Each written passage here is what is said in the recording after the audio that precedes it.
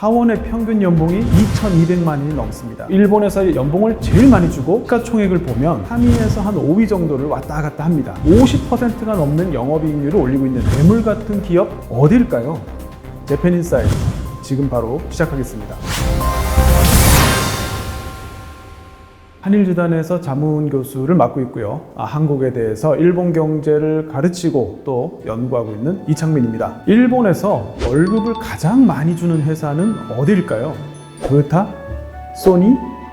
아닙니다. 이 기업의 시가총액을 보면 토요타 자동차에 이어서 일본 2위를 한 적도 있었고요. 지금은 대략 3위에서 한 5위 정도를 왔다 갔다 합니다.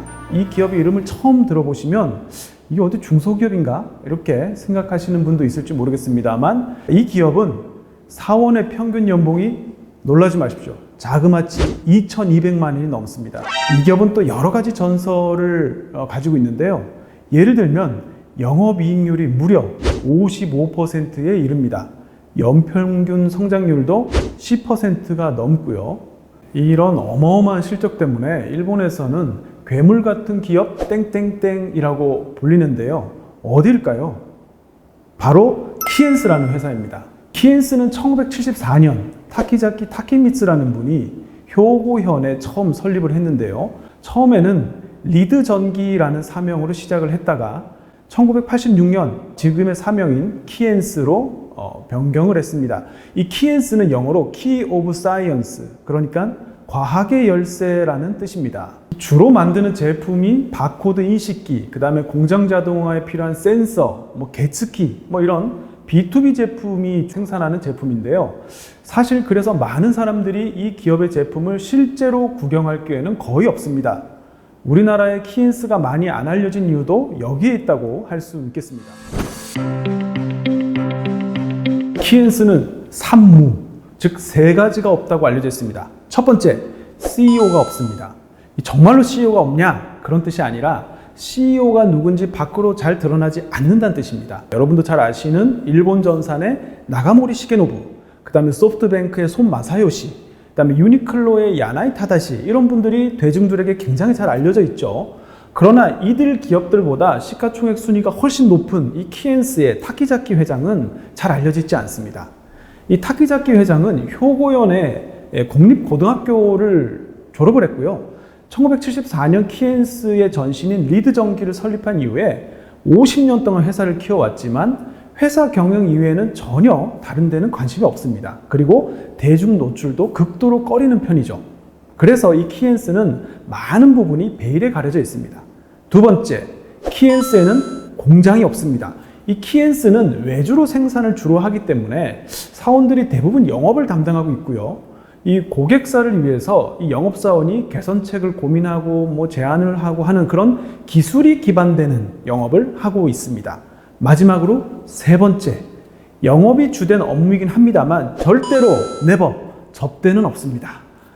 지금은 좀 덜합니다만 원래 일본 기업이 예전부터 이 영업에서 접대가 절대 빠지지 않았는데요. 이 키엔스는 절대로 접대를 금지하고 있습니다. 이렇게 회장이 겉으로 드러나지도 않고 접대를 하지도 않지만 오로지 평범한 직원들이 철저한 관리를 바탕으로 영업의 신으로 성장하는 회사가 키엔스라고 할 수 있습니다.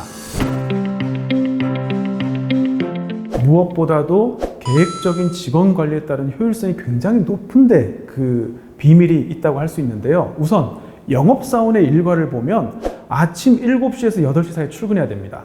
그리고 퇴근은 저녁 9시쯤 하는데요. 그러니까 공식적으로는 하루에 13시간 정도 일을 한다, 이렇게 보면 되는데, 그런데 제가 왜 공식적이라는 표현을 굳이 썼냐면 이 영업사원의 일과는 저녁 9시에 절대로 끝나지 않기 때문입니다. 보통 주 5일 중에서 3일은 외근을 하고 이틀은 내근을 하는데, 이 외근을 할 때는 정확하게 미팅을 어디서 어떻게 할 것인지를 사전에 상사에게 보고를 해야 되고요. 보통 미팅은 하루에 5건 이상 잡아야지 외근 자체가 허락이 됩니다. 그러니까 이렇게 효율적으로 하루에 몇 건의 미팅을 소화하려면 당연히 사전에 철저한 연습을 해야 되겠죠. 바로 이 사전 모의 훈련이 9시 퇴근 후에 이루어집니다. 이 보통 선배와 후배가 짝을 이뤄서 롤플레이를 계속 반복하면서 고객이 어떤 질문을 하더라도 대답을 할 수 있도록 철저히 훈련을 하는데요.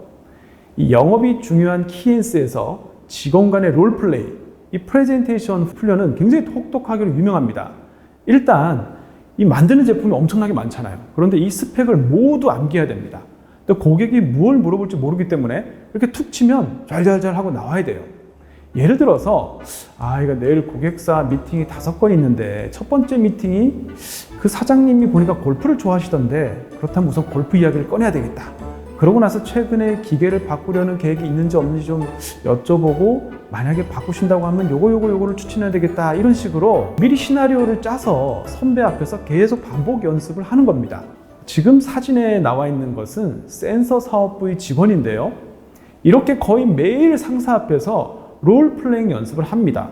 그러니까 키엔스 직원 모두가 연기자가 되는 거죠. 그러니까 내근을 하는 날에는 고객에 대한 전화 면담을 해야 되는데요. 하루에 신입은 보통 50통, 베테랑은 100통의 전화를 걸어야 합니다.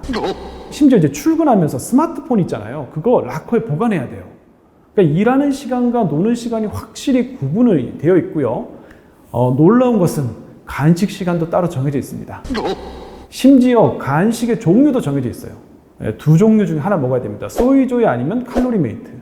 다른 거 먹으면 안 돼요. 특히 탕비실 가서 라면 먹고 그러면 이 키엔스는 철저하게 시간 관리를 하는 걸로 유명합니다. 직원들이 중요하고 긴급한 일에 집중할 수 있도록 시간 관리를 할 뿐 아니라 우수한 직원, 그리고 조금 덜 우수한 직원도 있을 수 있겠죠. 그래서 우수한 직원이 고객 관리 그리고 수주에 더욱 집중할 수 있도록 조금 덜 우수한 사원은 다른 잡무를 맡는 식으로 업무 분장에도 굉장히 신경을 씁니다. 이 키엔스가 대단한 게 또 하나가 뭐가 있냐면 DMU라고 해서 Decision Making Unit이죠. 구매 의사 결정을 누가 하는 것이냐에 집중한다는 겁니다. 사실 실제로 기업 내부에서 누가 진정한 구매 결정자 DMU인지는 기업 내부의 인사나 권력 관계를 파악하지 못하면 전혀 알 수가 없습니다. 내부적으로 이미 계약할 사람이 결정이 돼 있어. 그러면 아무리 열심히 프레젠테이션을 해도 의미 없는 경우가 많거든요. 그래서 키엔스가 가장 싫어하는 게 바로 이런 불필요한 일을 해야 되는 상황입니다. 그래서 키엔스는 고객 회사의 내부 상황을 철저히 파악하려고 합니다. 특히 누가 구매 결정인지를 곧바로 파악해서요, 그 사람을 위한 맞춤형 컨설팅을 준비합니다. 이렇게 기업 내부의 사정을 알려면 정말 발품을 많이 팔아야 되겠죠. 영업이 키엔스의 힘이다 라는 말이 그냥 나오는 게 아닙니다. 일본 맥스라는 회사가 있는데요. 이 회사는 일본에서 무려 10,000개 이상의 건물을 관리하는 빌딩 관리 전문 회사입니다. 일본 맥스는 항상 고민했던 게 어떻게 하면 좀 더 효율적으로 빌딩을 관리할 수 있을까, 이런 걸 계속 고민했는데요. 그때 인터넷을 막 찾아보다가 키엔스의 KI라는 데이터 활용 플랫폼이 있다는 것을 알았습니다. 그래서 이제 이 일본 맥스의 담당자가 키엔스의 담당자한테 메일을 보냈겠죠. 저희가 이제 귀사의 KI라는 제품을 좀 써보고 싶은데요. 그 메일을 받자마자 키엔스의 영업사원이 득달같이 방문을 했습니다. 그리고 보통 이 경우에는 사장님 결정 너무 잘하셨어요. 우리 제품 쓰시면 이런 좋은 점이 있습니다. 너무 잘하신 결정입니다 라고 자사 제품을 홍보하는 게 인지상정인데, 키엔스 직원은 그렇게 하지 않았습니다. 사실 우리 제품을 도입하고 실패하신 분들이 있습니다. 이러면서 실패 사례를 먼저 소개하더라는 거죠. 이러저러한 이유로 KI 시스템을 도입하더라도 실패할 수 있는데요. 그렇지만 성공한 기업도 있습니다. 예컨대 스미토모 금속은 이렇게 사용해서 성공했고요. 기린 맥주는 저렇게 사용해서 성공했습니다. 이 말을 들은 일본 맥스는 처음에 실패 사례를 설명하고 그 다음에 성공 사례를 설명하니까 굉장히 신뢰가 갔다는 겁니다. 실패 사례를 먼저 소개하고 난 다음에 성공 사례를 소개하니까 어떻게 시스템을 이용해야 플랫폼을 잘 활용할 수 있겠구나, 이런 나름대로 확신을 가질 수 있었다는 겁니다. 이렇게 키엔스가 고수익을 낼 수 있는 건 영업사원이 단지 영업을 잘해서만은 아닙니다. 특히 이 키엔스와 고객사 사이에는 대리점이 없습니다. 그리고 일본의 그 유명한 상사들 전혀 끼고 하지 않아요. 그래서 직거래를 하기 때문에 수수료도 없이 고수익을 올릴 수 있는 겁니다. 많은 기업들이 사실 어떻게 하면 원가를 절감해서 가격 경쟁력을 확보할까, 이런 고민을 하는데, 키엔스는 고객사의 공장의 혁신 트렌드를 선도하면서 업계 최초, 세계 최초 이런 상품들을 개발해서 무려 50%가 넘는 영업이익률을 달성할 수 있었던 거죠. 예를 들면 키엔스가 이 자동차용 배터리를 생산하는 기업의 공장 효율화를 높이기 위해서 센서 그리고 품질 관리 추적하는 그런 시스템을 개발한 적이 있었는데요. 이 제품 동향을 추적하는 시스템을 트레이서빌리티 시스템이라고 하는데, 키엔스가 이제 고객사에 가서 요거 이제 설득을 하는 거죠. 요거 사용하시면, 이 트레이서빌리티 사용하시면 품질의 안정화는 물론이고 제품의 생산, 사용, 폐기, 이 리사이클 과정을 최대로 효율화할 수 있습니다. 일본 롯데가 사이타마현 우라와라는 데에 초콜릿 공장을 가지고 있습니다. 그런데 이제 고민이 하나 있었어요. 이 초콜릿 파송품을 걸러내는 기계의 정확도가 너무 떨어져서 이 불량률을 떨어뜨리는 게 굉장히 힘들었던 거죠. 그때 이 이야기를 어떻게 전해들은 키엔스 직원이 롯데 우라와 공장을 방문하게 됩니다. 사장님, 여기 불량 초콜릿 감지 시스템 저희가 아주 잘 만들 수 있을 것 같은데 저희랑 한번 같이 만들어 보시죠. 이렇게 제안을 해서 나온 게 바로 초콜릿의 3차원 정보를 파악한 불량 초콜릿 감지 시스템입니다. 이거 사실 키엔스가 제작을 해서 나중에 롯데에 납품을 하게 되는데요. 그런데 이 키엔스가 대단한 점은 이렇게 불량 초콜릿 감지 시스템 성능이 아무리 뛰어나도 사실 현장에서 직원들이 쓰기가 어렵고 관리하기가 어려우면 오작동도 발생할 가능성이 크고 쓰기가 좀 어렵겠죠. 그래서 이걸 좀 더 쉽게 쓸 수 없을까? 관리를 좀 쉽게 할 수 없을까? 이런 고민을 끊임없이 했습니다. 그래서 키엔스는 이 오사카에 기술연구소를 두고 있는데요. 이 기술연구소에는 첨단 기술을 개발하는 게 목표가 아니고요. 어떻게 하면 고객들이 좀 더 쉽게 기계를 다룰 수 있을지에 대해서 굉장히 실천적인 아이디어를 활용하는 데 주력하고 있습니다. 예를 들면 이 키엔스가 2019년에 PLC라는 것을 개발했는데요. 이게 비행기로 치면 블랙박스, 자동차로 치면 주행기록 장치 같은 겁니다.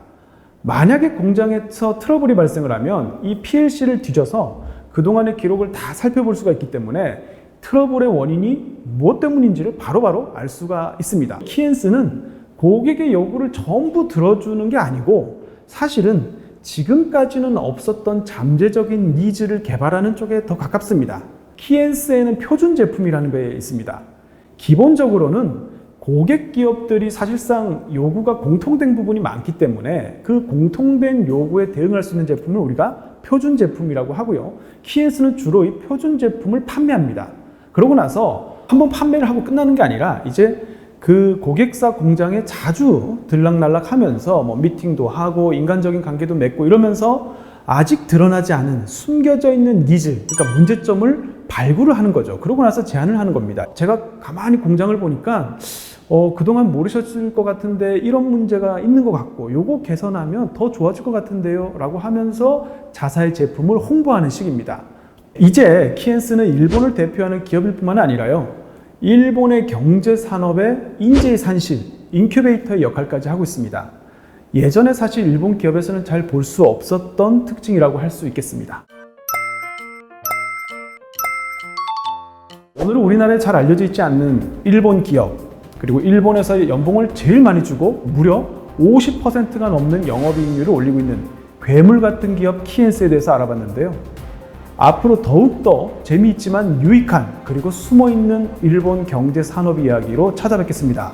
오늘 재팬인사이트는 여기까지입니다. 저는 이창민이었습니다.